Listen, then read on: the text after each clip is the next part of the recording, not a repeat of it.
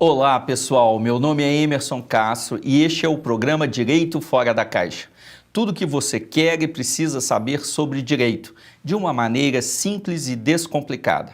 Hoje, o nosso programa conta com a presença do Dr. Felipe Regni Mamed, advogado, professor atuante na área do direito educacional e não se espantem, também foi meu aluno e é meu colega na Comissão de Educação Jurídica da OAB Minas Gerais. Seja muito bem-vindo, viu, professor? Professor Emerson, muito obrigado pelo convite. É uma satisfação estar aqui, conversar um pouco com o senhor sobre direito educacional, que é uma das minhas paixões no direito. E é o nosso tema lá da Comissão de Educação Jurídica, né? Toda hora a gente está conversando sobre essas questões legais aí que tratam da educação brasileira, né? Especialmente a educação jurídica. Mas eu queria, é uma curiosidade, o que é esse direito educacional, né? Porque a gente entende de direito civil, direito penal e tudo mais, mas e o direito educacional, o que é isso? Com certeza. O direito educacional, ele é uma sistematização própria do direito, uma área, já é tratado como uma área própria do direito, que visa sistematizar normas que querem proteger e regulamentar as relações entre os atores educacionais no processo de ensino-aprendizagem. Originalmente, não se falava em um direito educacional, apesar da origem remontar desde a nossa primeira Constituição, a Constituição do Império de 1824, ela tinha no artigo 179 a previsão da instrução primária e gratuita.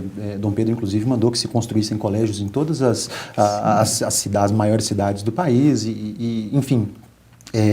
Mas isso não trazia nenhum tipo de arcabouço normativo complexo. A gente foi evoluir com o tempo, na década de 30, com a primeira Constituição Social da nossa história.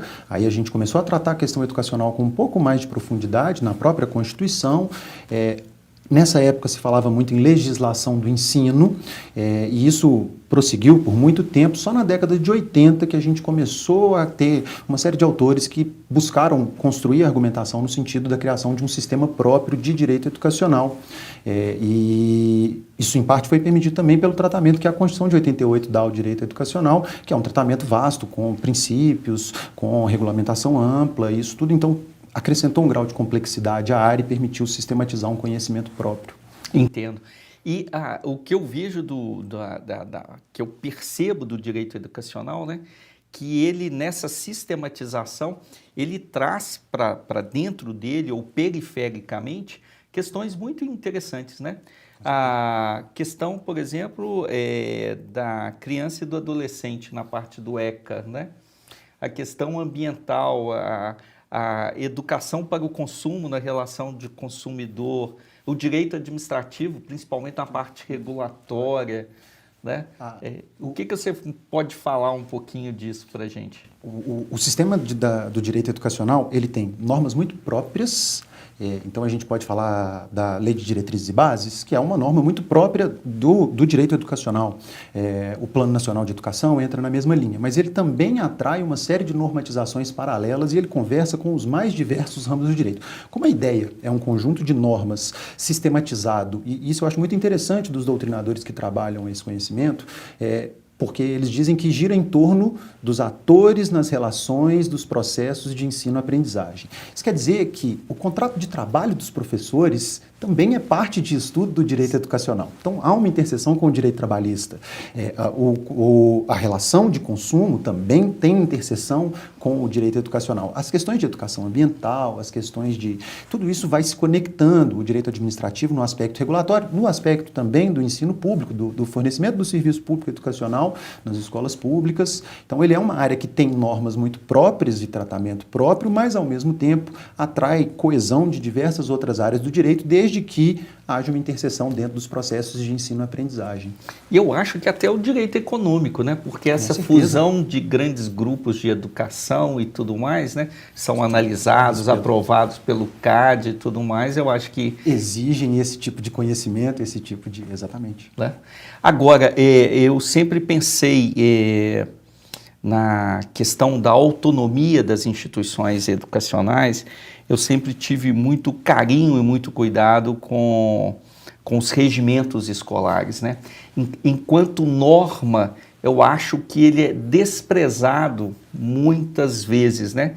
E, por exemplo, em casos de conflitos e tudo mais, nem sempre eu acho que o judiciário se apropria daquelas normas, né, que estão dentro até do contrato, porque ali no contrato do serviço educacional, vamos dizer, está a aderência ao projeto pedagógico de curso, aderência às normas do regimento interno, do regimento da escola. O que você acha disso? Com certeza. Uma das características muito próprias do direito educacional é que a gente tem vários níveis hierárquicos normativos e vários locos diferentes normativos. Então a gente vai pensar desde o plano constitucional, passando pela legislação federal, chegando às diversas portarias, pareceres, mas a ponta da lança é o regimento institucional, que articula todo essa legislação que está acima para a realidade daquela instituição, para a realidade daquela vivência específica, e a gente sabe que o MEC tem olhado com muito carinho para essa questão da vivência específica, da flexibilidade, da construção de identidades institucionais, e é o próprio regimento institucional que tem essa previsão. O que acontece é que a gente, muitas vezes, tanto não só no judiciário, mas a própria comunidade acadêmica ou não sabe, ou não busca se apropriar dessa normativa, não se vê regulado por isso, e muitas vezes busca, antes de tudo, a legislação federal, antes de buscar meios de solução interna e de como que isso pode ser resolvido. O judiciário trata a questão da autonomia e trata principalmente a questão dos regulamentos institucionais, creio com um pouco de pé atrás por conta primeiro, é uma realidade muito própria da instituição e, bem, a gente não tem preparo na área do direito para tratar com o direito educacional. Isso não habita as nossas grades, não é um tema que sequer muito debatido nos cursos, né? Tem poucas experiências. Eu leciono uma disciplina de políticas públicas, então eu tenho o privilégio de conseguir tratar sobre direito educacional, junto com outros temas, a gente trata de direito de saúde, comunicação, ciência e tecnologia, mas é uma experiência que não se vê muito... Com certeza. Eu sou conselheiro do Conselho Estadual de Educação aqui de Minas Gerais e presido a Câmara de Planos e Legislação. E a gente lida toda hora nos nossos pareceres, nas consultas que são feitas, né, com essa legislação ampla, né? E eu sempre tenho buscado, peraí, se a escola vamos dizer assim, é uma sociedade em miniatura, né? Como é que a gente pode falar? Tem um termo em sociologia específico para isso, me falha agora. Mas aquelas pessoas, aquela comunidade acadêmica, pais, se for na educação básica, alunos, professores, gestores e tudo mais, eles têm que dar conta desses conflitos, né? E o regimento, eu acho que ele impera ali, né? Porque ali na negociação, na divulgação, isso é muito importante. E entram questões muito básicas, né? De bullying, cyberbullying, na educação básica especialmente. Isso que o senhor comenta é muito interessante. Tem um trabalho do professor Carlos Jamil Cury, em que ele vai tratar sobre judicialização da educação e ele aponta uma certa tendência de que caminha-se, às vezes, para o judiciário, transferindo problemas que deveriam ser resolvidos internamente das instituições e que é pior que seja levado ao judiciário. Isso é um pouco do que a gente vive hoje, né? O ministro Barroso fala muito da judicialização da vida, uma Constituição muito ampla, muito analítica, que cabe todos os conteúdos e tudo acaba sendo margem para o judiciário. Soma isso a um Ministério Público fortalecido pela Constituição de 88 e realmente, a Constituição de 88, ela criou uma estrutura institucional muito forte para a proteção da educação. Então, a gente tem os conselhos tutelares, nós temos promotorias específicas para as crianças e adolescentes que tratam questões educacionais e acaba havendo uma tendência, às vezes, de levar, questões que poderiam ser tratadas de uma forma pedagógica, sem mesmo perder o caráter disciplinar. As instituições têm poder disciplinar, as instituições podem, então, promover a disciplina de alunos, de professores, sanções, tudo devidamente regulamentado, mas ainda assim há uma tendência de se levar essas questões para fora da instituição e nem sempre isso vai ensejar as melhores soluções.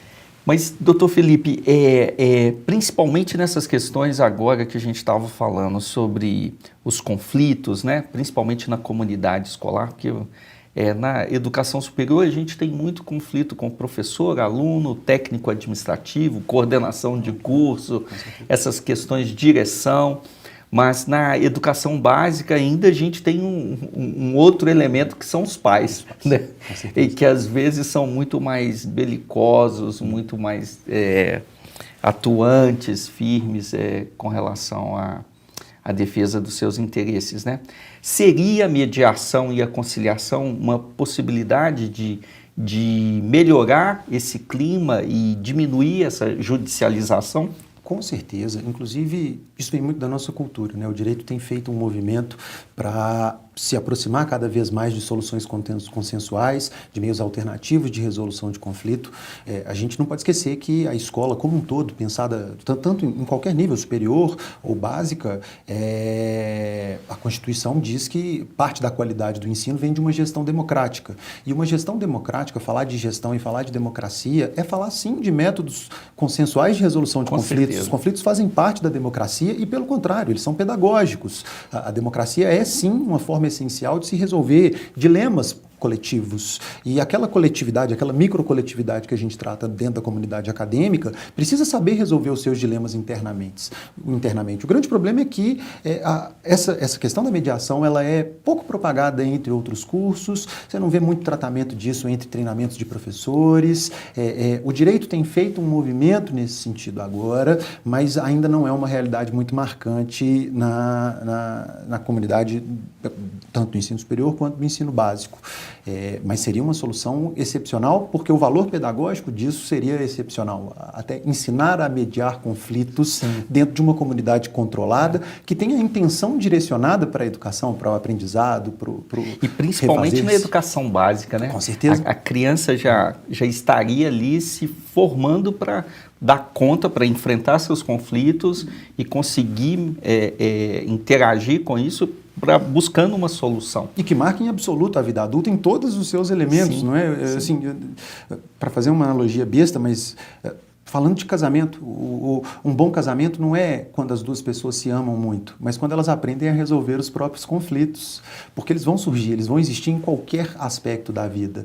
E a escola é para ensinar também isso. Sim. Mas ainda assim a gente ainda tem um caminho para criar Foi essa cultura. Bom demais o nosso papo.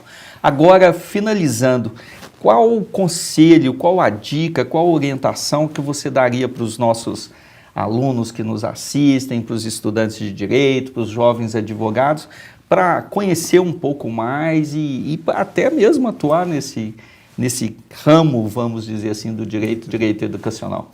O direito educacional ele é um ramo muito interessante, pelo valor social que ele atrai. É muito importante. Assim, saúde e educação sempre foram pautas que, em todo momento histórico e político do nosso país, foram tidas como muito relevantes.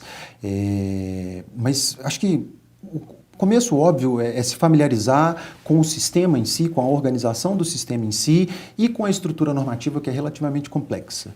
Entre pareceres dos conselhos de educação, sejam os federais, os estaduais, os municipais, se familiarizar um pouco com a burocracia e as rotinas próprias da escola, seja no nível básico, seja no nível superior.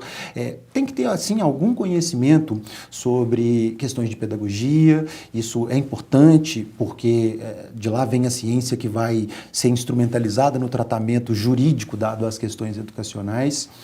E, bem, tem uma série de iniciativas que eles podem escolher. A Comissão de Educação Jurídica, em que a gente debate uma série de temas envolvidos em educação. Tem uma série de associações, tem a ABED, voltadas para o ensino educacional. Tem pós-graduação já, apesar de que no direito ainda é muito incipiente, mas na pedagogia é muito mais comum. Os cursos de pedagogia costumam não só ter na grade uma disciplina de legislação educacional, como pós-graduações sobre gestão, administração e direito educacional são boas fontes de estudo para quem está começando e precisa se familiarizar. Legal. Muito obrigado pela sua presença aqui, te agradeço e espero tê-lo aqui outras vezes conosco. Agradeço o convite, vai ser uma satisfação. Bem, pessoal, ficamos por aqui com mais um programa Direito Fora da Caixa. Acesse nossos vídeos no canal 12 da NET e na TV Promove no YouTube. Até mais!